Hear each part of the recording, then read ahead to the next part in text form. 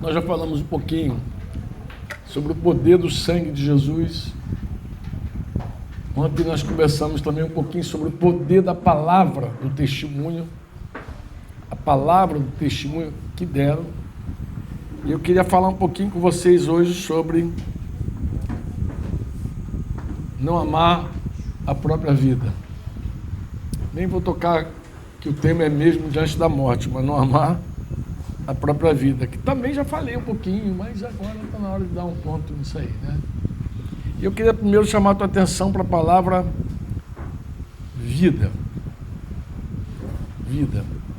Aqui poderia, no original, ser bio, vida, mas, em geral, quando a Bíblia fala de amar a vida, em geral, não está relacionado à vida biológica. Não é teu respirar, teu sentar, em geral é a tua psique.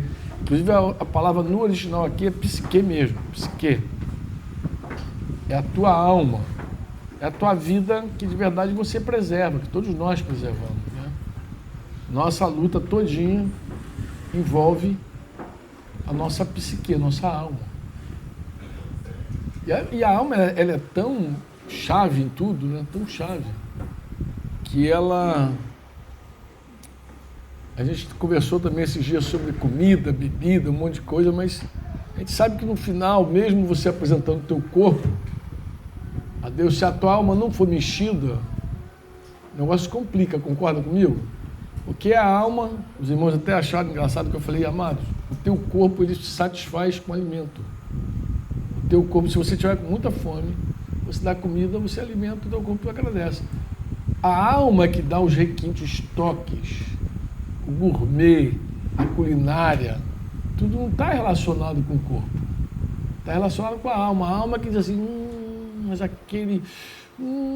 você experimentou. A alma que provou aquilo. De verdade, mas o sabor é o corpo. É, mas quem se apegou àquele sabor é a alma. Tanto que você tem gosto. Né? Eu ouvi dizer há muito tempo, não sei, deve ter mudado também isso, mas a cultura chinesa disse que as crianças não comiam por sabores, comiam por cores. Então eles eram mais saudáveis. Há muito tempo li isso. Não sei se ainda persevera depois que o McDonald's chegou lá na China. Mas naquele tempo você não via chinês fofinho. Todo chinês era magrinho. E ele disse que desde crianças eram ensinados a não comer por sabores. O que movia ele não era o sabor, mas as cores do alimento. Então toda criança sabia olhar para o prato. Já leram isso alguma vez? Já ouviram essa coisa? Primeira vez que vocês estão ouvindo? Mas eu já ouvi isso aí, é uma coisa antiga que eu vi em algum lugar. Dizer que eles ensinavam as crianças a comer por cores. Então a criança olhava e sabia que ela tinha que comer todas as cores ali, propostas no prato, para ter saúde, para ser saudável e tal, mesmo que o gosto não fosse um gosto muito bom. Né? Tu vê que era uma agressão à alma, né? Porque a alma quer o gostinho, né? Ela quer o cuscuz com a graxinha também, porque o cuscuz sem graxinha não tem. Tem que ter uma graxa, né? No cuscuz, porque isso é que vai dar Então a alma... E é interessante que a Bíblia sempre fala do amor à psique. Aquele que ama a sua psique perderá. Aquele que perder a sua psique por minha causa... Lembra lá de João 12? Se o grão de trigo cair na terra, não morrer, ficar só... O tema ali é psique mesmo. Você está muito ligado ao eu. Eu. Será, até que ponto eu sou capaz de não me amar? Até que ponto eu sou capaz de não me amar? Eu ontem estava fazendo uma reflexão sobre o eu mesmo, o eu. Né? Eu falei um pouquinho rapidamente hoje cedo também no café com alguns irmãos sobre essa coisa do eu, da alma, né? Como a alma é complexa. Né? Quando você nasce, começa a entender um pouquinho sobre você e de repente você tem a necessidade de uma busca. Onde é que você busca? Onde é que você busca? E você olha as gerações, você olha para o mundo e percebe que as pessoas elas buscam em várias direções diferentes. Né? Eu fiquei refletindo sobre a minha vida, a minha história. Falei, como é que eu buscava? Vamos lá. Eu não era um cara interiorizado. Então eu não era um cara zen, não. Se ficasse zen, eu não era esse cara que ficava buscando dentro de mim respostas. Aí você fala, por quê? Porque toda vez que eu tentei interiorizar, eu só encontrei escuridão. Escuridão, medo. Eu não gostava muito de ficar comigo mesmo. Entendeu? Então essa busca do eu em mim mesmo, isso nunca foi minha praia. Nunca foi minha praia. Eu na verdade, queria sair de mim. Né? Sair de mim. Tanto que eu era um cara muito tímido, como já falei, mas eu queria sair de mim. Eu não era confortável ficar comigo mesmo. Né? Daí bebia, daí usava as coisas para sair. Porque muita gente busca encontrar ou se encontrar em si mesmo. E aí começa uma busca para dentro. É um sentido, não é uma direção. Você vai para dentro de você, então você olha o mundo e você percebe que tem pessoas que são interiorizadas, que gostam de ficar sozinhas, que são contemplativas, mas na verdade elas estão com elas próprias, assim, investigando o coração, né, passando ali pelos seus... querendo encontrar alguma riqueza ali, alguma resposta. E tem essa galera que é adepta disso, né? Que não era minha praia, não era adepto disso. Também não era um cara, incrível que pareça, que buscava fora, no mundo, assim, respostas, embora envolvi com várias religiões e tal, pá, mas eu não achava que o mundo era resposta. Nunca fui um cara militante de coisa nenhuma. Nunca fiz greve, nunca fui, vamos para lá, vamos mudar esse país. Nunca acreditei em nada. Não sei se porque não tinha um pai ali presente, então eu não acreditava em paternidade, não acreditava em coisa nenhuma. Paternidade, autoridade nenhuma eu acreditava.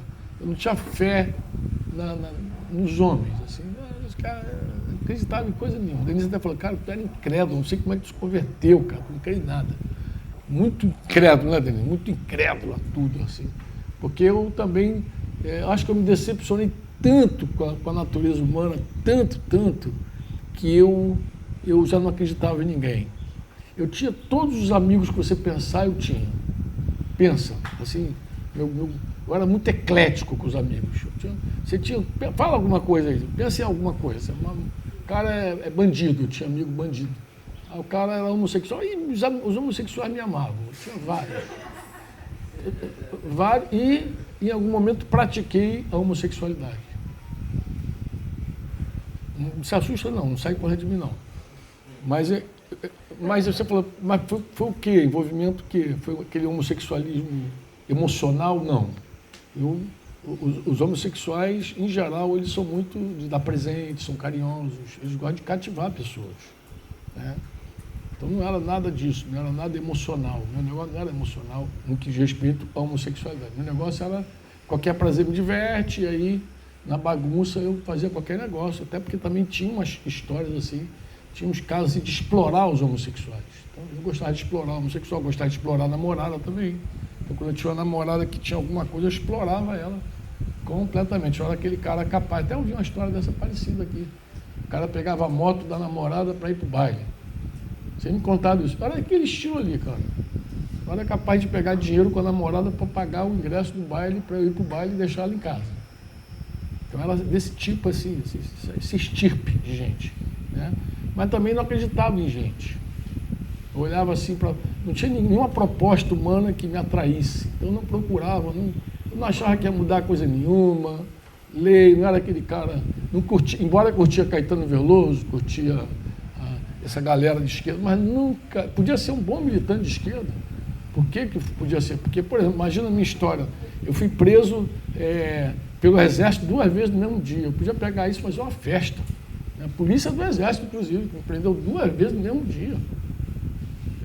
Cara, ser preso 2 vezes no mesmo dia tem que ser bom, né, cara? Então, vivia perto do Exército e vivia oprimido pelo Exército, inclusive. Eu podia ter um discurso de esquerda fabuloso, convencer qualquer um. Podia ser um líder militante de esquerda, né?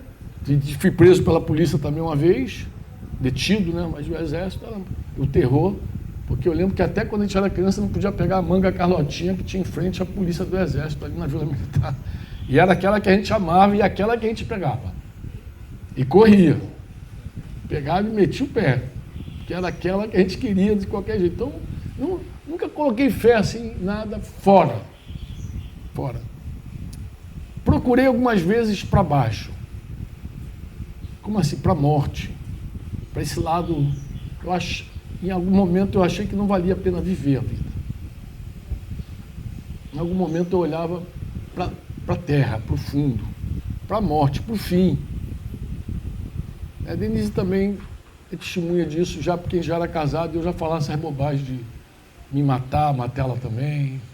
Quer dizer, me matar é matar ela não, porque se eu me mato eu não consigo matar ela. Né? A ordem tinha que ser matar ela e depois matar. Então tinha essas conversas lá, quando a gente ficava doidão, rolava esses papos, nada a ver aí, mas também buscando uma solução no fim. Talvez a morte seja a resposta. Talvez ali eu era mais engraçado, e não era uma pessoa que você olhava e dizia assim, poxa, esse cara é melancólico. Não era esse cara. Sempre brincando, sempre bebendo, sempre fazendo piada, né, Denise? Contando tudo aquela piada pesada, até piada de Jesus eu contava. Falava mal, blasfemava. Pensa numa pessoa horrível. Por isso que meu colega lá do quartel disse que eu era um caso perdido. Não pregava para mim porque eu era um caso perdido. Para ele eu era um caso perdido. Mas em suma, eu não procurava. Mais de vez em quando eu olhava para o céu. Eu olhava para cima também. Eu olhava para cima, mas não era em busca de Deus, não, por favor. Eu ia atrás dos extraterrestres. Eu queria que tinha algum senhor das estrelas, alguma coisa. Não é possível, cara. Eu só posso ser um ET. Eu estava quase acreditando que eu era um cara ET. Tu tá rindo, cara? Mas tem pessoas também que eram ET. Ó, que tu já pensou. Quando o cara ri assim, ele se entrega. Pô, eu também pensava que eu não sou dessa terra, não é possível, cara. Eu sou dessa terra. Então em algum momento eu olhava para... Mas tinha que estar muito doidão também, mas eu falava até com as estrelas, assim. Dava uns gritos para ver se alguém me ouvia. Gostava de ver objetos voadores não identificados ali para gostar. Também tu era assim também, general? Que isso, general? Fala a verdade. Aguenta aí nessa... Não sei, talvez é uma mente muito fantasiosa, né? Mas eu curtia as histórias de discos voadores. Eu curtia essas histórias assim, pô, não sei o que e tal. Vai que, né? Vai que. Porque eu me achava tão fora de contexto, mas tão fora desse planeta, que eu me achava, pô, só posso ser um. Fui largado aqui, um ET me largou aqui e foi embora. Porque eu não consigo me achar aqui. Nem para dentro, nem para fora, nem para baixo. Eu só posso ser de cima. Não é possível. Só posso ser de cima. Claro, quando Jesus entrou, aí tudo isso mudou. Tudo isso encontrou sentido. Né? Tudo encontrou sentido. Eu acabei tendo certeza que eu era extraterrestre. Né? Não sou desse mundo. Que eu era lá de cima. Acabou, ele fechou a questão comigo. Falou assim, você realmente não é dessa terra. Deixa eu resolver o teu problema. E aí, de fato, eu falei, aí começou as respostas, as minhas muitas indagações, obviamente, muitas respostas. Mas, claro, nessa jornada não tem nada fácil, né, amado? É uma jornada, pensa, você já bagunçou tua vida todinha, já dentro, fora, embaixo, em cima. Não tem dentro, fora, abaixo, em cima, não tinha uma brincadeira assim de criança. Para todas as direções estava confuso, né? Inclusive, entrar dentro da minha casa, entrar na minha vida, era um negócio, era como aquela música que a gente gosta de cantar, Eu Sou Casa, né? Casa, lugar de Deus. Não, por que tem, eu digo é como aquela música, por quê? Porque tem uma parte da música que diz o quê? Que eu estou em obra, tem muita coisa o quê? Tem muita coisa o quê? Fora de quê? De lugar. Então, tem mais, o Espírito Santo entrou e começou a arrumar o homem interior, a casa. Então, tinha que arrumar aquela confusão e acho que está arrumando até hoje. E outra coisa que eu descobri sobre a vida interior, eu descobri que nós somos assim como uma casa mesmo, com lugares de esconderijo, assim, alguns lugares mais escuros, outros mais clarinhos. Então, tem aquela parte da casa que tu quer que as visitas vejam, né? Sente, fica confortável, mas tem aquele quartinho que tu não quer que ninguém vá lá para ver. eu comecei a dar conta que a vida é assim, de lugares secretos, né? De lugares dentro, que a gente esconde, que a gente oculta, que a gente quer, tá? E no meu caso específico, por conta da vida também miserável de pecado, como eu falei já com vocês, eu queria colar algumas páginas no livro da minha vida. Eu queria colar e dizer assim, cara, nunca mais alguém vai ler esse troço, porque se tentar vai rasgar. Se tentar, perde o escrito. Então, vou colar aqui. E era uma página, meu irmão. Era um livro difícil de ler, porque ia ter mais página colada que página para ler. Entendeu?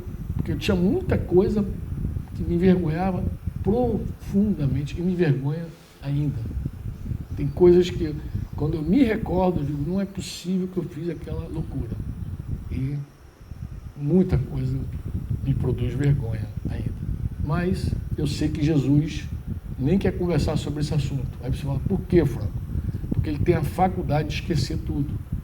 E um dia eu falei com o Senhor, eu estava orando, já contei isso para alguns irmãos, eu estava orando e falei, Senhor, tem assunto que eu preciso bater papo contigo, sério, eu tenho que conversar. E eu queria puxar uma bola com o Senhor, não agora, lá na eternidade. Queria levantar um assunto com ele, falei, Senhor, eu gostaria de, na eternidade, ter algumas conversas. Uma delas aí comecei a falar. E o Espírito Santo imediatamente me calou e falou, essa conversa nunca vai acontecer. Nunca vai acontecer isso, essa conversa tem que acontecer. Não, nunca, eu não me lembro. Sobre isso, eu não tenho memória. Eu lancei no mar do esquecimento. O texto vinha inteiro assim. Eu falei, é verdade. Tem coisa que não vai dar para conversar com o Senhor, não. Porque ele não se lembra mais. É uma faculdade que só Deus tem. Eu não tenho, você não tem, a não ser que tenha uma amnésia na gente. Mas é uma coisa, voluntariamente você não esquece de nada, voluntariamente você não apaga. Você não tem o poder de voltar lá e apagar. Se você pudesse, talvez você pudesse lá e dava um clean lá, né? Dava um del, apaga tudinho. Mas nós não temos esse poder de apagar muito da nossa história. Nós somos refém de algumas memórias, que é outra coisa dura dessa caminhada nossa. Eu, quando vejo uma pessoa jovem servindo a Deus, eu louvo a Deus, primeiro porque eu sei que Deus pode preservar uma pessoa de muitos pecados. Mas ao preservar de muitos pecados, vai preservar também de muitas feridas. Eu vejo essas menininhas, tudo novinhas, servindo o Senhor, fico feliz, falo, meu Deus, guarda, para que não saiam machucadas. Porque toda aventura que você se lançar, você pode trazer feridas que vai marcar a tua memória, a tua alma. E aquilo pode, por incrível que pareça, anos depois ainda está te machucando. E às vezes é uma aventura, uma coisa é uma aventura. Mas uma aventura que foi movida pelo quê, Franco? O que leva a gente a se entregar a aventuras que vão nos custar caro depois? Simplesmente essa decisão está na nossa psique. É uma conta que a gente faz e a gente decide. Tem ação demoníaca? Claro, o diabo torce, o diabo te apresenta vários argumentos para dizer que vale a pena mergulhar naquela água. Ele vai te argumentar, ele vai tentar te convencer de todas as maneiras. E é engraçado, eu vejo muita animação, estou vendo Laurinha aqui, eu me lembro, eu sempre acompanho as animações com os pequenininhos, animações.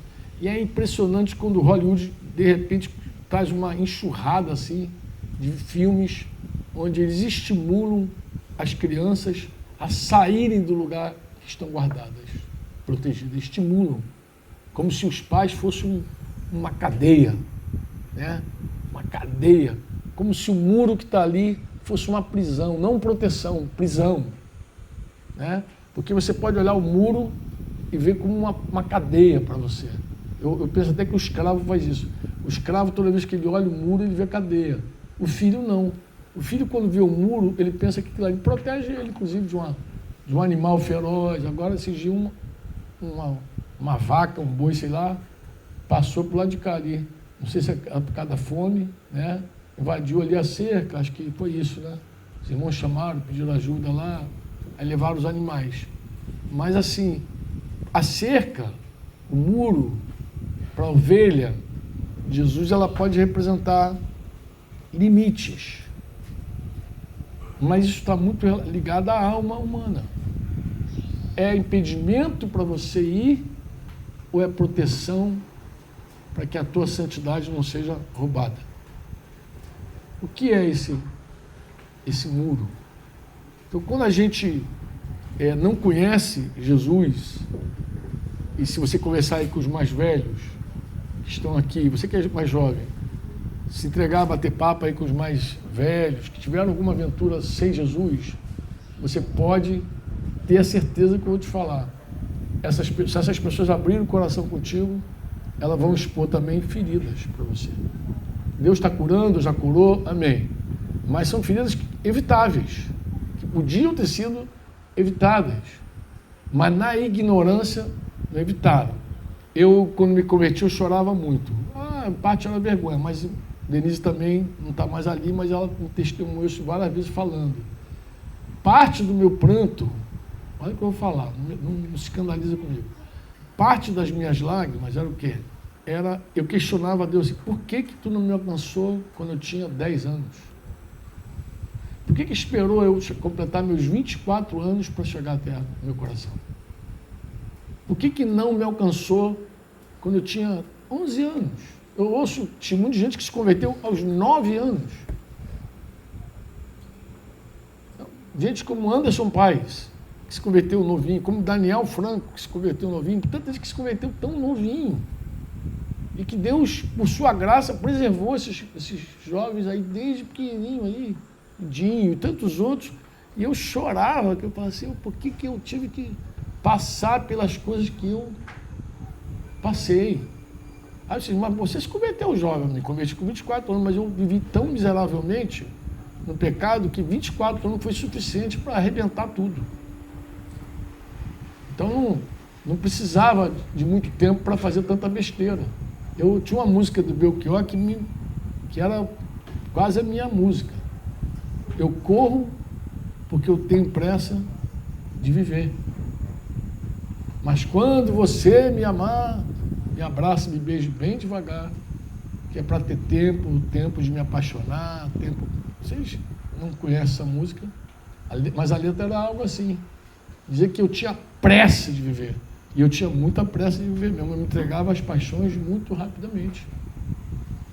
Eu era capaz de sair sexta-feira de casa para o quartel e voltar segunda-feira com outra roupa, inclusive. Denise tomou até um susto, saiu com uma roupa, voltou com outra.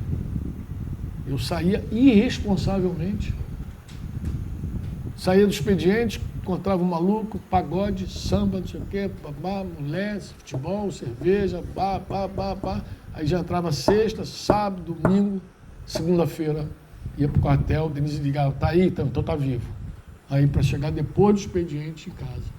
Então, aí você fala, por que era tão entregue assim? Porque eu queria viver intensamente tudo.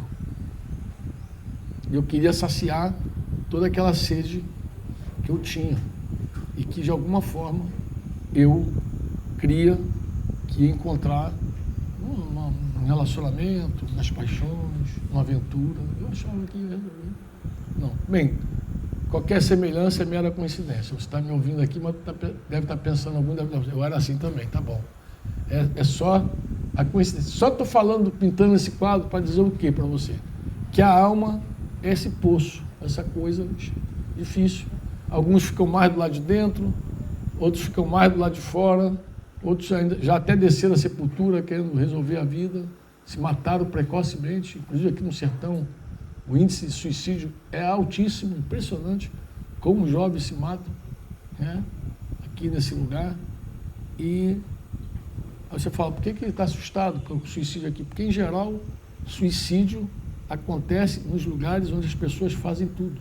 O país que eu lembro, que eu me recordo quando eu era jovem, que tinha o maior índice de suicídio do mundo era a Suécia. Mas eu cheguei a uma conclusão, por que jovens tão bonitos, com a vida tão fácil, que tinham que trabalhar poucas horas para se sustentar e ter dinheiro sobrando, por que num país onde os pais cortavam o ímã da menina logo cedo, para deixá-la com a liberdade total sexual na vida, por que num país desse a pessoa se mata, de gente bonita, de gente que prova tudo, que faz tudo? Eu tinha essa indagação quando incrédulo, Mas depois de cristão, não tive nenhuma dúvida. Eu cheguei à conclusão de que eles se matavam justamente por isso. Porque eu sabia, já conhecia, pela minha própria história. Eles se matavam porque eles provaram tudo. E tudo que eles provaram não foi suficiente para satisfazer essa loucura da alma. Não foi suficiente. E aí, como não foi suficiente, só tem um jeito, para baixo agora. Vou tentar para baixo, porque para dentro não dá, para fora não dá, vão para baixo. E aí tenta para baixo. E alguns conseguiram precocemente ceifar a vida. O que me admirava no sertão é isso, porque eu pensava assim, sertão é lugar de sonhos. E quanto cabra sonha, ainda quer viver. Entendeu? Quando a pessoa tem sonho, ela quer viver. Quando ela pensa assim, não, vou conquistar, vou crescer, não, eu vou sair daqui. Aí ela quer viver ainda, porque ela está projetando lá fora. Como uma pessoa aqui pode desistir tão rápido da vida? Lá na Suécia eu entendo. Na Suécia o cara desistiu da vida. Mas aqui, no sertão, eu dizia assim, não pode ser. Mas à medida que ele me dava os números, eu ficava assustado. Aí pensava comigo, bem, isso só pode ser por uma razão. Qual é? É o que o mundo para eles se abriu, a internet se abriu, o mundo deu uma outra percepção para eles de tudo, e agora eles já provaram também muita coisa e também já estão achando que não vale a pena nada, nem para dentro, nem para fora, nem para baixo, nem para cima. Para nenhuma direção, não encontram respostas em lugar algum e pensam que a única resposta é a forca, é o veneno, e aí quer dar um fim, para ver se do outro lado tem alguma coisa que vale a pena. Porque aqui nada vale a pena. Desse jeito. Esses são os 20 minutos que está me lembrando. Oh, glória! Agora já tem até um despertador. Então, joia. É uma introdução. Uma introdução para quê, Franco? Para dizer o seguinte, que também a hora que você se apega a essa alma, e tem uma hora que você se apega muito a ela. E você vê que o tema não é, mesmo diante da morte, não amar a sua vida. O tema não pode ser simplesmente uma questão biológica. Porque senão o suicida seria um excelente discípulo de Jesus. E não é. Porque o suicida é capaz de tirar a própria vida, então não amou a vida. Eu tenho uma outra leitura do suicida. Eu acho que o suicida é o contrário. Não é que ele não amou, ele se amou demasiadamente. Ele se amou tanto, que ele não quis sofrer mais. Em geral, quem se mata está dizendo não ao sofrimento. Eu poderia agregar um outro elemento ao suicida, a ira. Por que você está falando isso? Por causa de Jonas. Quando Jonas pediu para morrer, Deus identificou nele ira. Então ele estava, no fundo, irado. Irado com Deus, inclusive. Porque sabia que Deus iria ter misericórdia de Nínive. Então, a hora que ele clama pela morte, Deus diz que ele está irado. Então você vê que o suicídio não é aquele altruísmo, não é aquela coisa, eu estou dando a vida por você. Não. Não é nada disso. O suicida, por trás dessa ação, existe o eu não suporto sofrer mais. Eu não aguento sofrer mais. Porque tudo isso que eu falei, jornada para dentro, jornada para fora, jornada para qualquer lugar, para baixo ou para cima, isso no fundo produz um grande sofrimento. Especialmente quando nós não encontramos absolutamente nada. Mas todo aquele que, de alguma forma, até enfrenta o sofrimento, ainda tem algumas perspectivas das coisas, não quer morrer. Quer? Ninguém quer. O cara acha que o suicida é doente mental. Ele não tem nada a ver, não é doente mental. Ele fez uma escolha. Ah, mas pode ser que alguém esteja... Pode ser. Mas em geral não é. Em geral são pessoas que vão buscando. Eu acho até que o último passo dessa pessoa é para dentro, porque a maior parte dos suicidas que eu vejo, os casos assim, são pessoas introspectivas dessa. Depois a gente começa a entrar, querer buscar dentro, não encontra nada dentro de si e acaba dando um fim em si. Né? Mas não é. Estar diante da morte e não amar a própria vida é algo que nós precisamos compreender pelas Escrituras, revelados pelo Espírito Santo. Não se trata de uma coisa emocionante, tá?